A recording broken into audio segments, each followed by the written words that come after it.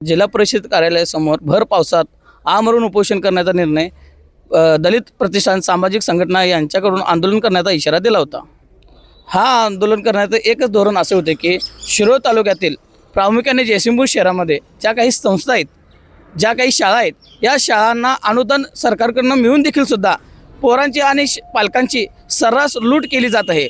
डोनेशनच्या नावाखाली पैसे खाणे, 1100, 1500, 1900 अशी पावती करून त्याखाली फी खाणे आणि त्यातून पैसा साठवणे असं धोरण सर्रास या संस्थांमधनं आणि या शाळेमध्ये राबवलं जात आहे।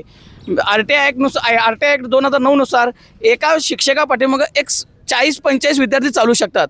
तर डोनेशन खाण्यासाठी एका वर्गामध्ये 90 मुलं, 80 मुलं जर हिने बसून जर शिकवत असेल तर अशा मुलांना, लहान मुलांना आपण काय शिकवणार आहे?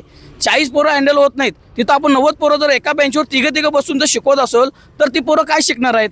माझा फक्त ह्या प्रशासनाला आणि या जिल्हा परिषदेला इतकेच विनंती आहे की लवकरात लवकर अशा संस्थांवर, अशा संस्थांच्या चेअरमनांवर आणि त्यांच्या मुख्याध्यापकांवर लवकरात लवकर कारवाई करावी आणि जी आतापर्यंत फी आकारली आहे ती सगळी फी त्या प्रत्येक पालकाला परत द्यावी आणि या लहान मुलांचा शैक्षणिक दर्जा चांगला सुधारावा आणि ही पालकांची लूट थांबावी, एवढीच माझी मागणी आहे।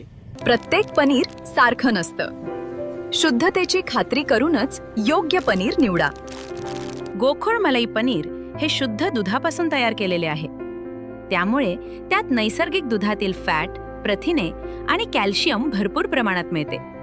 काही पनीर वनस्पतीजन्य तेल, स्टार्च किंवा इतर घटकांपासून तयार केलेले असू शकते। म्हणून ग्राहक म्हणून जागरूक व्हा आणि पनीर घेताना गोकुळच मागा।